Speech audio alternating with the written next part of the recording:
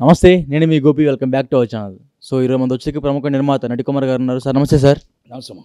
Sir ప్రస్తుతానికి అయితే అన్ని రాష్ట్రాల రాజకీయాలు అయితే అదేవిధంగా పోలింగ్ కూడా ముగిశాయి. సో మోడీ గారు అయితేనేమో జ్ఞానం చేస్తున్నారు, అమిత్ షా గారు అయితే టెంపుల్కి వెళ్తున్నారు. మరి సోనియా గాంధీ, రాహుల్ గాంధీ వీళ్ళందరూ అసలు ఎడిపోయారు సార్, కనపడట్లా.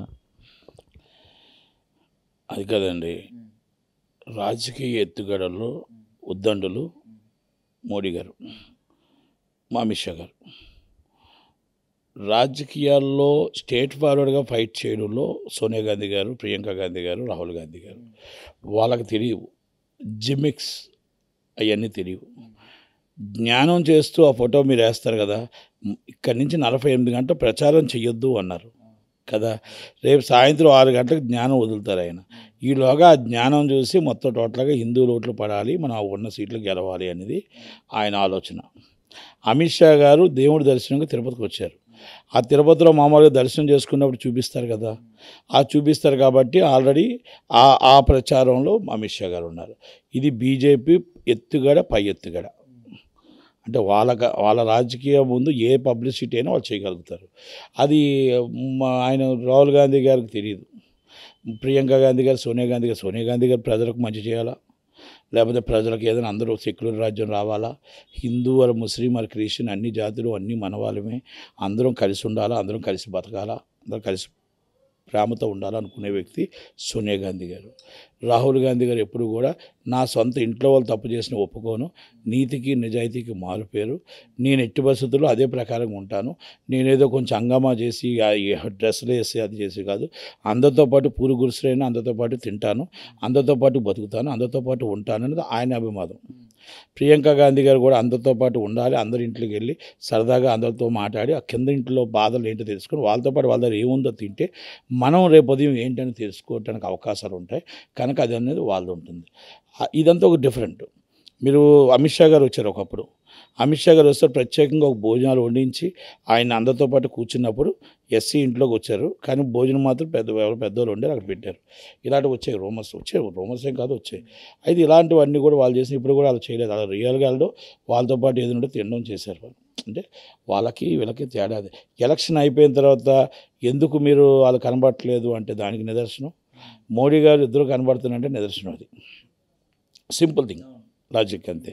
ఇక వేరే కేజ్రీవాల్ గారు ఆయన రేపు ఒక వారం ఎలా పొడిగించాలి, వారం పొడిగిస్తే రేపు రిజల్ట్స్ అవన్నీ చూశాక ఆయన మళ్ళీ రెగ్యులర్ బెయిల్ పిటిషన్ అప్లై చేసుకుందాం, ప్రజలే గెలుస్తారు, ప్రజాస్వామ్యం గెలుస్తుంది, అన్యాయం గెలదు అనేది ఆయన ఆలోచన.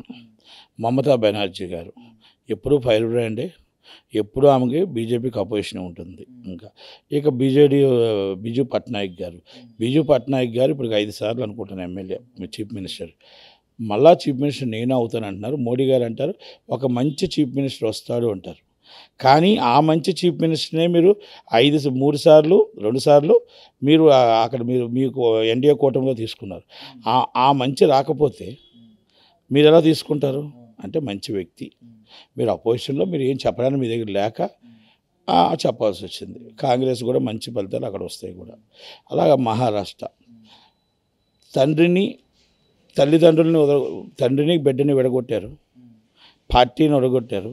హిందుత్వం అంటే బాల్ ఠాకరే అంటే హిందుత్వం. ఉద్ధవ్ ఠాకరే గారి ఫ్యామిలీని దూరం చేసి ఎవరో ఒక షిండే గారికి ఇచ్చారు, షిండే గారికి పేటెంట్ హక్కు కూడా ఇచ్చేశారు. ఈ మొత్తం టోటల్గా పుట్టి ఇప్పుడు ఎన్నో వందల సంవత్సరాలు అంటే ఆయన పుట్టలేదు కూడా షిండే గారు. అలాంటి పార్టీని తీసుకొచ్చి వాళ్ళకి అంటగట్టేశారు. అదే బీజేపీ శత్రుత్వం. అదే మళ్ళీ ఉద్ధవ్ ఠాకరే గారు కానీ వచ్చేసారంటే మళ్ళీ వెంటనే ఈయన సైడ్ అయిపోతాడు, ఆయన వచ్చేస్తాడు. అదే మీకు అజిత్ పవార్ గారు ఉన్నారు, అజిత్ పవార్ గారు ఎన్నో స్కాములు ఉన్నాయన్నారు, ఈడీ అన్నారు, ప్రశ్నించి అన్నారు. ఇప్పుడు ఆయన దగ్గరకు వస్తాడు, మొత్తం టోటల్గా శుద్ధి అయిపోయింది. మొత్తం డిప్యూటీ సీఎం ఇచ్చారు, ఈయన మించిన వాడు లేడు అని చెప్తున్నారు. శరద్ పవార్ గారికి మరి ఆయనకి మరాఠా యోధుడు అని పేరు ఉంది, వాళ్ళ అమ్మాయికి, వాళ్ళని దూరం చేసేసారు. అంటే ప్రజలు అన్నీ గమనిస్తున్నారు, ప్రజలు ఏ నిర్ణయం తీసుకోవాలో ఎలా తీసుకోవాలో చేయగలుగుతారు. ప్రజలు మంచి నిర్ణయం ఇస్తారు. సెంట్రల్లో మాత్రం నాకు తెలిసి మీరు అనుకుంటున్న 400 సీట్లు రావు, మీరు అనుకుంటున్న 300 సీట్లు రావు. బటాబటీ గవర్నమెంట్ నువ్వా నేను టైప్లో గవర్నమెంట్ ఇండియా కూటమి అండ్ ఎన్డీఏ కూటమి నువ్వా నేను గవర్నమెంట్ పాలిచ్చి పోటీలో వస్తుంది తప్ప మోడీ గారు అన్నంత విధంగా 400 సీట్లు రావు, 300 సీట్లు రావు. గవర్నమెంట్ ఫామ్ చేయలేరంటారా? 100% గవర్నమెంట్ ఇద్దరికి నువ్వా నేను దాంట్లోనే ఫామ్ చేస్తారు. Tough fight. Not only 400 and clean sweep, no. Okay sir, thank you sir. KTR గారికి నచ్చడానికి ఆయనకేం పని? రాష్ట్ర ప్రజలకు నచ్చాలి, అక్కడ ఉన్న మేధావులకు నచ్చాలి, అక్కడ ఉన్న ఎవరైతే మనం ఉన్నారో మొత్తం టోటల్గా వాళ్ళకి నచ్చాలా, గవర్నమెంట్కి నచ్చాలా, మొత్తం టోటల్గా మేధావులకు నచ్చాలా. ఈయనకి నచ్చితే ఉంది, నచ్చకపోతే ఉంది. అమెరికాలో ఉన్నట్టు సాంగ్ ఉంటుంది ఏంటి? సినిమా వాళ్ళతో పాడించారు, ఇట్లా మనకి తెలంగాణ అమరవీరులకు సంబంధించిన గాయకులు ఉన్నారు, వాళ్ళతో పాటు పాడించవచ్చు కదా అంటున్నారు వాళ్ళు. అమరవీరు గాయకులు మీ దగ్గర ఉన్నట్టున్నారు, మరి మీరు పంపించాలా? మీరు పంపించవచ్చు కదా, మరి ఎందుకు పంపించలేదు? తెలంగాణకు అమరవీరుల గాయకులు అందరూ కూడా మీ దగ్గర ఉన్నారా? గద్దర్ గారిని రోడ్డు మీద పెట్టి మొత్తం టోటల్ 4 గంటల ఇంటర్వ్యూ ఇవ్వలేదు మీరు చెప్తారు. గద్దర్ గారి నాయకుడు కాదా, ప్రజా నాయకుడు కాదా, గాయకుడు కాదా? అలాంటి వ్యక్తిని మీరు రానిచ్చారా లోనికి? 5 గంటలు బయట నుంచో పెట్టారే. రోజుకి పాపం పిచ్చోళ్ళలాగా వెళ్ళి అయ్యా కేసీఆర్ ఒక్కసారి పోయ్యా ఛాన్స్, నా బాధ చెప్తాను, ప్రజల బాధ చెప్తానంటే విన్నారా? నేను నాకు ముళ్ళు కంచెలు వేసాను, తలుపు వేసాను, లోనకి రావద్దన్నారు. దేవుడు మీకేం చేశాడు? ఆయన దేవుడి దగ్గర పంపించాడు. మిమ్మల్ని ఏం చేశాడు? ఆ పదవికి దూరం చేశాడు, ఆ ముళ్ళు కంచెలన్నీ ఎత్తేసారు. అంటే సార్ అందుకే అంటే బళ్ళు వాళ్ళు అవుతాయి, వాళ్ళు బళ్ళు అవుతాయి. ఏ రోజు మనం ఎప్పుడు కూడా ఎవరిని తక్కువ చేయకూడదు. మీకు చేతి కర్ర వచ్చింది, రేవంత్ రెడ్డిని ఎన్నో తిట్టారు, రేవంత్ రెడ్డి పగ్గాలు పెట్టాడు, అంతే కదా. ఆ పిచ్చి మల్లారెడ్డి ఒక ఉన్నాడు, ఆ మల్లారెడ్డి కామెడీ ఆర్టిస్ట్ మల్లారెడ్డి ఒక ఉన్నాడు. రే ఇష్టం వచ్చి తిట్టాడు, గుక్కే గుక్కే యా ఊ యా యా, అది లేపేస్తా ఇది లేపేస్తాడు. ఈరోజు వచ్చి ఇక్కడ పోలీస్ స్టేషన్లో అమ్మటి అక్కడెక్కడ తిరుగుతున్నాడు. ఇంకో 2 రోజులు కొట్టే పరిస్థితులు. అందరి ఇంట్లోకి వెళ్ళి రౌడీలతో వెళ్ళి కొట్టించుకుంటూ వెళ్ళాడు, గొడవలకు వెళ్ళాడు, బీభత్సం చేశాడు. ఒక ఇన్కమ్ ట్యాక్స్ ఆఫీసర్ని కొట్టుకొని తీసుకుని వెళ్ళావు, పోలీస్ స్టేషన్లో ఇస్తే ఆ పోలీస్ స్టేషన్లో కంప్లైంట్ ఐడి ఇస్తే కంప్లైంట్ కూడా తీసుకుని ఈ పోలీసు వాళ్ళు. ఈ దౌర్భాగ్య ఒక సెంట్రల్ గవర్నమెంట్ ఆఫీసర్ని కొడుతుంటే పట్టించుకోలేదు ఈ పోలీసు వాళ్ళు. ఇది మల్లారెడ్డి రాజ్యం. కేసీఆర్ ఇలాకాలో దోపిడీ రాజ్యం, మొత్తం కబ్జాల రాజ్యం, మెడికల్ సీట్లు అమ్ముకోవడంలో ఎవరైనా చేశారంటే అది మల్లారెడ్డి ఫ్యామిలీ. 1000 కోట్లు సంపాదించారు, 1000 కోట్లు. బేబస్సం. ఒక్కరికి కూడా ఫ్రీగా చదువు చెప్పలేదు, ఒకరికి కూడా రూపాయి దానం చేసిన పాపానికి ఎరగడు. అలాంటి వ్యక్తికి నీ మనుషులు అందరూ అంతే, అన్ని 100 కోట్లు. జీవనరెడ్డి నీ ఆప్తుడు, నీ మిత్రుడు, నీకు ఇంకో కొడుకు. ఆయన వచ్చి మాల్స్ కడతాడు, కేసీఆర్ పేరు చెప్తాడు, మొత్తం డబ్బులు ఎగ్గొట్టేస్తాడు. ఆఖరికి గవర్నమెంట్ వచ్చిందో సీజింగ్ చేస్తే ఇప్పుడు వారం రోజుల్లో డబ్బులు కడతానని ఒప్పుకున్నాడు. ఎవరు ఈ దాంట్లో కరెక్ట్గా ఉన్నారు? దాచుకోవడం తప్ప ఒక్క మంత్రికైనా ఒక పేరు చాలా మంచివాడు, నిజాయితీపరుడు ఉందా? చెప్పండి. మీ 10 సంవత్సరాల పాలనలో ఎవరు నిజాయితీపరుడు? మీ కవిత గారిని ఎందుకు అరెస్ట్ చేశారు? నిజాయితీగా ఉన్నారు కాబట్టి అరెస్ట్ చేశారు. జీవన్ రెడ్డికి ఎందుకు పాపం అన్యాయం? అది మీ గవర్నమెంట్ ల్యాండే కదా, మీరు అలాట్ చేసిన ల్యాండే కదా, మరి ఆ డబ్బు కట్టలేదు కదా, ఆయన నిజాయితీపరుడే కదా. మరి అంటే నిజాయితీపరులు అంటే ఏంటి తెలుసా?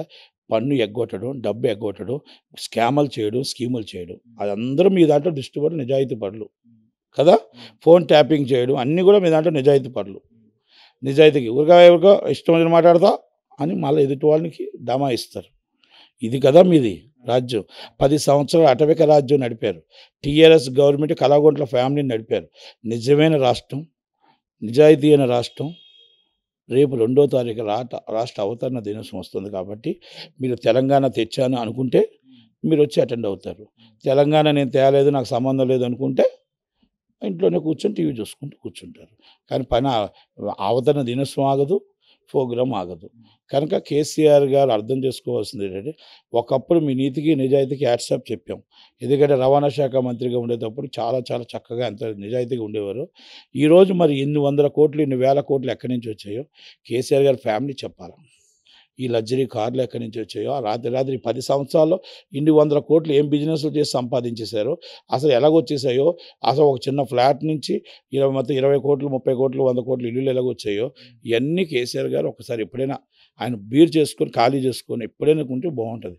ఎందుకంటే ఆయన 30 సంవత్సరాల చరిత్ర నుంచి, సిద్దిపేట నుంచి అందరికీ తెలుసు కాబట్టి ఆయన ఫ్యామిలీ మంచి వ్యక్తి అని నేను ఇప్పటికీ చెప్తున్నాను. కనుక వీళ్ళందరూ ఎలా సంపాదించారు? మరి లిక్కర్ స్కామ్లలో నాటిలో లేకపోతే ఎలా సంపాదిస్తుంది ఆమె? కనుక ఇవన్నీ కూడా నిజాలు బయటపడతాయి. అడిగినోడికి రోడ్డు మీద తన్నారు, అడిగినోడికి రౌడీజం చేశారు, అడిగినోడికి పోలీస్ స్టేషన్ వేయించారు, అడిగినోడికి మొత్తం టోటల్గా మైకులు కూడా మనం అనౌన్స్ చేయకుండా బయటికి టీవీలో కూడా రాకుండా చేశారు. ఇప్పటికీ అదే మేనేజ్మెంట్ చేస్తున్నారు. టీవీ9 కొన్ని ఛానల్స్ ఇంకా ఇప్పుడు మీ చేతుల్లోనే ఉన్నాయి. వాళ్ళకి కూడా టైం దగ్గర పడుతుంది. టైం దగ్గర పడితే నిజాయితీ ఏంటో నీతి ఏంటో తెలుస్తుంది బయటకు. Okay sir, thank you sir.